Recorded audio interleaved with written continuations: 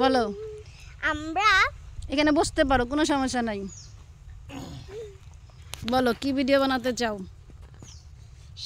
আমাদেরকে একটু উঠাইও, আমাকে আর মোহাম্মদ। ভিউয়ার্স, আমি আজকে দেখেন সরিষা ক্ষেতের সামনে বসে আছি মাটির মধ্যে। এটা হলো আলু গাছ, এই যে আলু আলু গাছ, অনেক কিছু গাছ আছে। তো এর ভিতর নিচে আলু ধরবে। যেখানে যাই হোমিওকে সাথে করে নিয়ে যাই, হোমিও নিয়ে যত কথাবার্তা। তো ওনাদেরকে নিয়ে আসা হয়েছিল, ওনারা আমার একটা ভিডিও বানিয়ে দিবে, ওনারা ক্যামেরা ধরবে, আমি বলবো, কিন্তু হলো না। আমি রেখে দিচ্ছি। সো আমি নিজেই ভিডিও বানাই, নিজেই বক বক করি, নিজেই শুনি। সো আজকের ভিডিওটা হচ্ছে অ্যাজমা। শোনামু জেল মানে দুইটা ছাগলের মা জেলকে গুঁতো দিছে, দুইটা ছাগল একবার সুন্দর ছিল, সে ছাড়া ছাগল একবারে আমাকে দেখে পলাই না। তাও আমি অনেক আদর করছিলাম না, করছিলাম। এটা হচ্ছে ইন্টারভেল, বক্তব্য শোনার আগে, ঠিক আছে? এখন আমরা আমি ওকে অনেক আদর করছিলাম, আমি ওকে জড়াইছিলাম, আমি না কোলে নিছিলাম। হ্যাঁ, আচ্ছা, তাদের কথা মাঝখানে আমি একটু, ওই যে দাদা পাপা কি হয়েছে? ওকে, সবাইকে দেখানো শেষ। একজন একটু পচা ভাবে বসেছে, পচা ভাবে বসার জন্য ওনার ভিডিওটা আমরা করব না। ওকে, ঠিক আছে। তাহলে আমরা যেটা বলছিলাম সেটা হচ্ছে অ্যাজমা, হোমিওতে অ্যাজমা ভালো হয়। সো এইটার নিয়ে কিছু কথা বলি।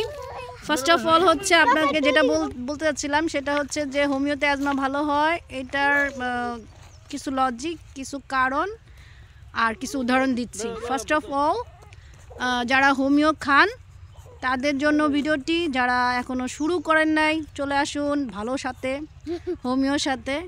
আর হচ্ছে এই যে হ্যালো বলে দাও, হ্যাঁ। আর যারা এখনও হোমিও শুরু করে নাই সে তাদের জন্য বললাম, আর যারা নিয়মিত খাচ্ছেন তাদেরকে অসংখ্য ধন্যবাদ। সো যেটা বলছিলাম, অ্যাজমা একটা ভয়ঙ্কর রোগ, এটা বংশগত এবং নিজের জীবনযাত্রা প্রণালী পরিবর্তনের জন্য হতে পারে। তো বংশগত যেহেতু, সেটা কী কারণে হতে পারে, কারো দাদা দাদি অথবা বাবা মা অ্যাজমা আক্রান্ত থাকলে, অথবা কাকা কাকি যে কেউ অ্যাজমা থাকলে, সঙ্গে তুমি বসছো মামা বা এনি ওয়ান, আপনার ফ্যামিলিতে যদি হিস্ট্রি থাকে, তো ওইটার কারণে যদি আপনি আপনার লাইফস্টাইলটা চেঞ্জ করতে না পারেন, সেম ক্যাটাগরিতে আপনি আপনার লাইফ লিড করেন, সো আপনিও অ্যাজমা রোগী হতে পারেন। তাহলে আমাদের কি করণীয়? অ্যাজমার জন্য কি করণীয়? ফার্স্ট অফ অল, আমি এখানে গ্রামের বেশ কয়েকটা বাসায় গিয়ে দেখলাম, এদের অনেকে কখনো ঘরের জানালাই খুলে না।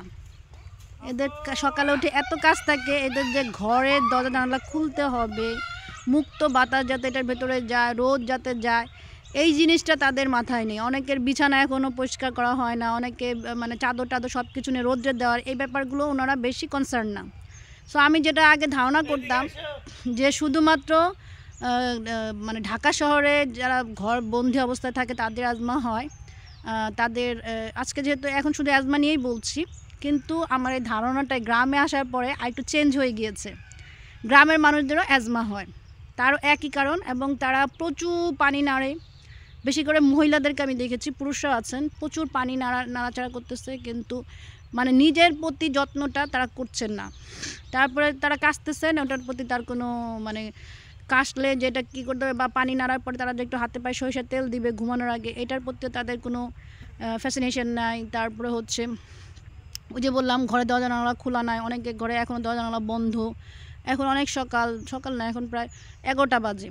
তারপরে আমি যে একটা ভিজিট আসলাম, সবার ঘরের মানে ভিডিও দেওয়াটা অনেকে পছন্দ করেন না, সো তাদের ঘরে আমরা ভিডিওটা করি নেই। বাট এটা হচ্ছে, আমি সবসময় জীবন থেকে নেওয়া কথাগুলো বলি, এটা সবাই জানে। সো জীবন থেকে নেওয়া এবং বাই প্র্যাকটিক্যাল, মানে যা কিছু বলি সায়েন্স স্টুডেন্ট, সো প্র্যাকটিক্যাল নিয়ে বলতে ভালো লাগে। তারপরে কি হলো, তারপরে হচ্ছে এই কারণগুলো, এখন আপনি আপনার বাবা মাকে এরকম দেখেছেন, আপনিও সেরকম একটা লাইফ লিড করলেন, অথবা আপনার দাদা দাদি এরকম ছিল, আপনি সেরকম একটা লাইফ লিড করলেন। আপনি সকালে উঠে দরজা জানালা না খুলে আপনি নিজের যত্ন নিলেন না, এই ঠান্ডার মধ্যে ঘুম থেকে উঠে 1 চামচ মধু খান, সেটা আপনি খাচ্ছেন না, অথচ আপনার ঘরে মধু আছে। সরষের তেল আপনাদের সবার ঘরে আছে, কিন্তু আপনি ঘুমানোর আগে হাতে পায়ে সরষের তেল মালিশ করতেছেন না। আপনি ঘুম থেকে ওঠার সাথে সাথে আপনি দরজা জানালা না খুলে বাইরে দৌড়াদৌড়ি করতেছেন, বাচ্চাদের খাবার তৈরি, নিজের খাবার তৈরি, শ্বশুর শাশুড়ির খাবার তৈরি, খাবারের প্রতি আপনি দৌড় দিয়েছেন। কিন্তু আপনি যদি 10টা মিনিট আপনি প্রথমে আপনার ঘর দরজা জানালা খুলে দিয়ে বিছানাটাকে ক্লিন করে তারপর আপনি বাইর হন। বের হওয়ার আগে আপনি 1 চামচ মধু খেয়ে বের হন। আপনি একটা ডিম সিদ্ধ খান। আপনাদের সবার মুরগি আছে, হাঁস আছে, ডিম অ্যাভেলেবেল, কিন্তু আপনি ডিমগুলো কালেক্ট করতেছেন, বিক্রি করতেছেন, বাট নিজের জন্য খাচ্ছেন না। এইটা তো আপনার জন্য ক্ষতি। এবং আমি এর সাথে আরও একটা কথা বলতে চাই, যদি কেউ প্রতিদিন 3টা ডিম সিদ্ধ খায় তাহলে তার কোনো রোগই হবে না। এটা হচ্ছে পরীক্ষিত, প্রমাণিত। কিন্তু অনেকে মনে করেন কোলেস্ট্রল বাড়ে না, ডিমের কোলেস্ট্রল বাড়ে না, প্রেশারের জন্য কোনো ইফেক্টই নাই। আমরা এতদিন যা বলতাম, যাই করতাম, বর্তমানে হেলথ ইনস্টিটিউশনে এটা প্রমাণিত হচ্ছে যে এগুলো টোটালি ডিফারেন্ট। তারপর আরেকটা জিনিস যেটা বললাম, ডিমের কথা বললাম, মধুর কথা বললাম, এটাও মধু আছে, গ্রামে আপনার মধু পাবেন। ঢাকা শহরে এখন অ্যাভেলেবেল, অনলাইনেও মধু পাওয়া যায়। আমরা সেদিন অনলাইন থেকে নিলাম, ভালো। সবগুলো পেজ খারাপ এটা আমি বলবো না, কিন্তু আপনি যদি অ্যাকুরেট মানে আপনি যদি একদম স্পেসিফিক ভালোটা বাছাই করে নিতে পারেন, ডিসিশন আপনার। আপনি কথা শুনে জাজমেন্ট করে দেন আপনাকে ডিসিশন নিতে হবে আপনি কার কাছ থেকে নেবেন। অ্যান্ড ফাইনালি যেটা বললাম সেটা হচ্ছে যে অ্যাজমা হোমিওতে ভালো হয়।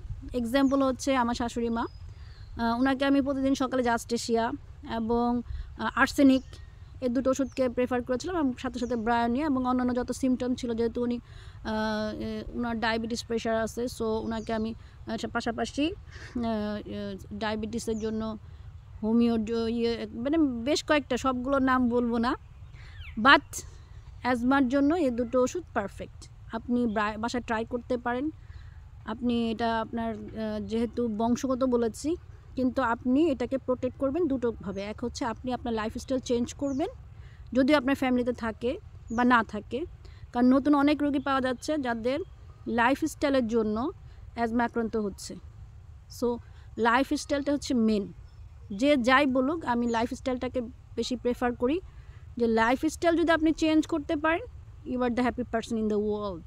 ওকে, সো ফাইনালি যেটা বলবো, অ্যাজমা রোগী যদি কেউ থাকেন আর যারা এই ভিডিওটা আমার দেখবেন, তারা আমাদেরকে নক করবেন।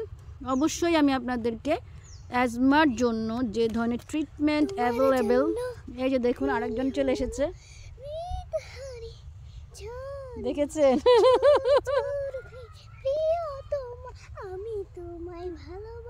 থ্যাংক ইউ মামনি। এই যে দেখেন কি সুন্দর গ্রামের ফুল। কোথা থেকে নিয়েছেন মামনি? অ্যাজমা রোগীদের জন্য এই ফুলটা আমি তাদের জন্য উদ্দেশ্যে দিয়ে দিলাম।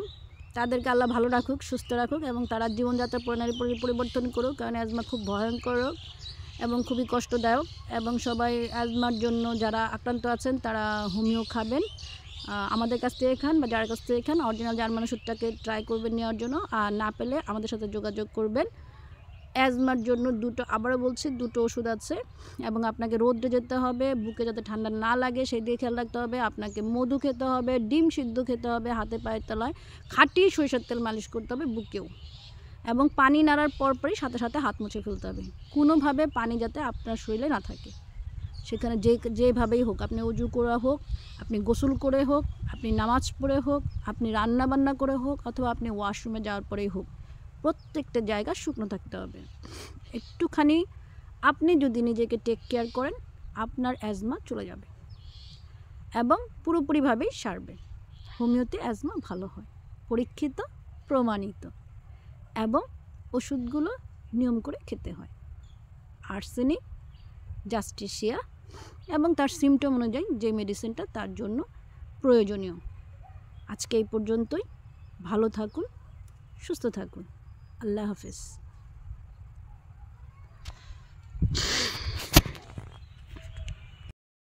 তুমিও অ্যাজমা নিয়ে বলো। আমাদের ডাক্তার সাহেব অ্যাজমা নিয়ে তার গবেষণার ফলাফল উনি আমাদের সাথে শেয়ার করবেন। তার কাঁধে যাকে দেখতে পাচ্ছেন এটা হচ্ছে ওনার বাপ, আর নিচে হচ্ছে ওনার চাচা, সাথে আছে তার মা। এরা সব বাহুবলীর গ্রুপ, বাহুবলী। জি, উনি একটু স্টাইলিশ, উনি একটু লেবন্ডিশ, উনি একটু প্যাটিং ডিশ, এবং আমি এক নাম্বার এখানে। আমি হচ্ছে 2 নাম্বার। বলো, বলেন বলেন বলেন বলেন। আমি হচ্ছে নায়িকা। আছেন, আমি হচ্ছে আমি নায়িকা। বাহুবলী। নামেন নামেন, বলেন বলেন, তাড়াতাড়ি বলেন। আসেন। 2টা ওষুধ, হ্যাঁ, একটা হলো আপনার কশিয়া মাদার, ঠান্ডা এবং অ্যাজমা কাজ করবে। নেন আব্বু। 1 নাম্বার। জি। 2 নাম্বারে নেট্রাম সালফ, হুম। এর উপরে কোনো ওষুধ নাই, আর্সেনিক মার্সেনিক দূরে থাক। হুম। তারপরে কি আরেকটা কি বলছেন আপনি? না সেটা তো আপনার জানার বিষয় না, আপনি সেটা- ভিডিও দেখে জানা নেবেন তাই না? ওনার সাথে আমরা কেন শেয়ার করব, উনিও ওনারটা বলুক। এটা হলো আমার প্র্যাকটিক্যাল ডাক্তারি। তো আপনাদের যেটা বলতেছিলাম সেটা হচ্ছে হোমিও হচ্ছে এরকম একটা জিনিস, ধরেন আপনি বলেন সেই দিব বলতে বলতে যান। রাস্তা দিয়ে